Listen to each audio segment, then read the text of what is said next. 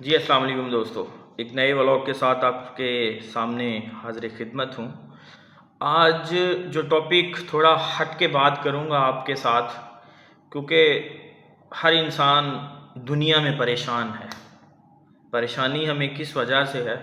اپنی صحت کی پریشانی ہے، معاشی پریشانی ہے۔ ان کا حل کیا ہے؟ اس کے بارے میں بات کریں گے، جو کہ بہت امپورٹنٹ ٹاپک ہے۔ آبویسلی سوسائٹی کے ہر فرد کا ٹاپک ہے یہ، جس کی وجہ سے میں سمجھتا ہوں کہ مجھے حجت تمام کرنی چاہیے، آپ لوگوں کے ساتھ یہ پوائنٹ ڈسکس کرنا چاہیے۔ سب سے پہلے ہم اپنی صحت کے بارے میں پریشان ہیں۔ صحت کے بارے میں پریشان کیوں ہیں؟ اس کے پیچھے کافی ساری وجوہات ہیں، کیونکہ ہم نے اپنی میراث چھوڑ دی، ہم نے سمپلسٹی کو چھوڑ دیا۔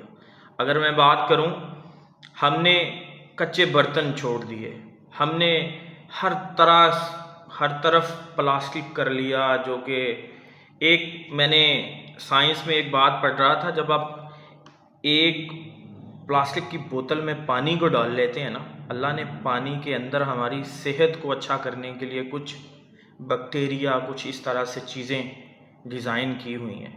جب وہ ایک اس طرح کی چیز میں رہتی ہیں تو وہ ڈیڈ ہو جاتی ہیں، جس کی وجہ سے ہماری باڈی کو اس طرح سے ملتا نہیں ہے اور ہمیں وہ اس طرح سے غذائیت نہیں پرووائڈ کرتی۔ نمبر 1۔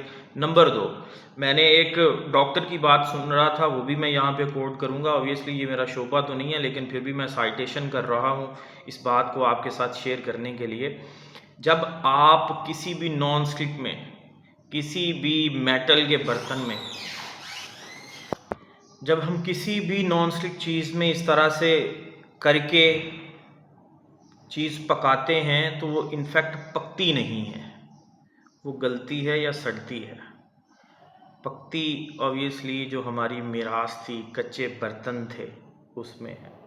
اگر ڈاکٹرز کی یہ بھی ریسرچ ہے، میں ایک انڈین ڈاکٹرز کی بات سن رہا تھا، وہ کہتے ہیں ایک میجیکل واٹر کریٹ کرنے کا ایک انڈین ڈاکٹر نے بتایا ہے۔ ایک انڈیا کا ہاسپٹل ہے، کینسر ہاسپٹل، وہاں پہ دنیا کے بڑے پڑھے لکھے کینسر کے اسپیشلسٹ آتے ہیں۔ تو اس بندے نے ایک میجیکل واٹر بنایا۔ میجیکل واٹر کیا تھا؟ جس کو ہم گھڑا کہتے ہیں، نارملی گاؤں میں لوگ بولتے ہیں، پنجابی میں جسے گھڑا کہتے ہیں۔ اس میں پانی ڈالتے، اس میں ایک میٹل کا، وہ جو ہماری نانیاں دادیاں برتن یوز کیا کرتی تھی، وہ پتل کے جو برتن ہوا کرتے تھے، اس کو گلاس اس میں رکھا، ایک دن 12 گھنٹے ایک گھڑے میں پانی رکھا اور اس میں وہ گلاس رکھا، تو سارے کے سارے جتنے بھی بیکٹیریا، جراثیم، وہ مر گئے۔ اس کے بعد اس نے اس میں 3-4 جو سبزیاں ہیں، جس طرح کوکمبر ہے، کھیرا ہے، سیلڈ کے طور پہ ہم گاجر کو یوز کرتے ہیں، وہ ہے، ادرک تھا، لہسن تھا، اس طرح وہ جو منٹ کے پتے تھے وہ تھا، اس طرح 5 چیزیں اس میں ڈالی اور 6 گھنٹے کے لیے اس کو رکھا۔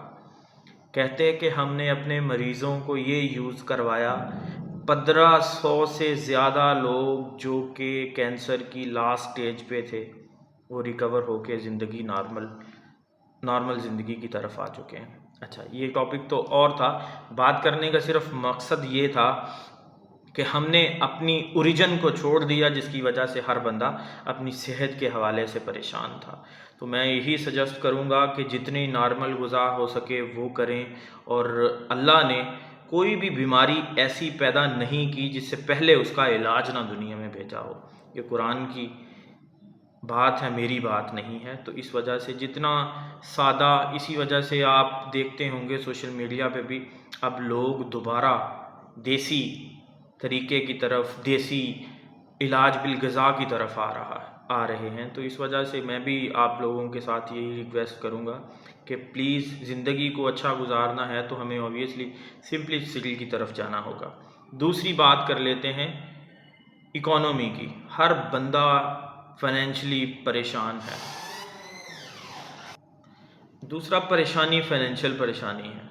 یہاں پہ بھی میں ایک دینی سائٹ کوٹ کروں گا کہ لوگ رزق کو محنت میں تلاش کرتے ہیں، در حقیقت رزق سخاوت میں ہے، بانٹنے میں ہے۔ اسی وجہ سے اگر ہم قرآن کو تھارولی پڑھیں تو اس میں بھی صدقہ، خیرات، عشر، اور جو ہم رمضان میں بھی کرتے ہیں روزوں کو قبولیت کی وجہ سے، یعنی اس میں منی کی سرکولیشن ہے۔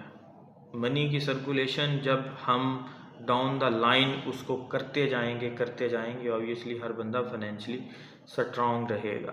انفارچونیٹلی ملک کے حالات کچھ اس طرح سے ہے، اگر ہم اس کو بھی ٹھیک کرنا چاہیں گے تو آبویسلی اس کے دو ہی طریقے ہیں۔ نمبر 1 اجتماعی توبہ، نمبر 2 اسلام پہ آنا۔ اگر ہم اسلام والے قانون نافذ کر دیں تو میں آپ لوگوں کو گارنٹی دے سکتا ہوں کہ دنیا میں کیا پاکستان میں کیا دنیا میں کوئی ایسا بندہ نہیں ہوگا کہ جو بھیک کے لیے آ جائے، جو فائنینشلی پریشانی میں چلا جائے۔ ہاں، اس کے لیے یہ ہے کہ آپ میانہ روی اختیار کریں، جو اسلام نے، جو فائنینشیل لاز اسلام نے ڈیولپ کیے ہیں اس کو امپلیمنٹ کرنے کی ضرورت ہے۔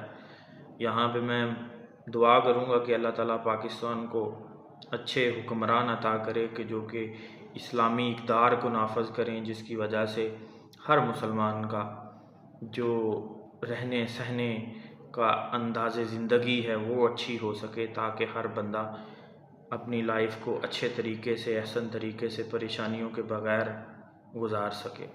تو یہ چیزیں دو آپ کے ساتھ شیئر کرنی تھی کہ جو میرے مائنڈ میں تھی، کہ میں نے سوچا کہ آپ لوگوں کے ساتھ شیئر کریں۔ اگر آپ کے مائنڈ میں کوئی بات ہو تو پلیز کمنٹ میں ضرور شیئر کیجیے گا، تاکہ ہم آنے والی جو ولاگ ہے اس میں اس بات کو ڈسکس کریں۔ دعا کرتا ہوں کہ اللہ تعالیٰ ہم سب کو عمل کی توفیق دے۔ Thank you very much.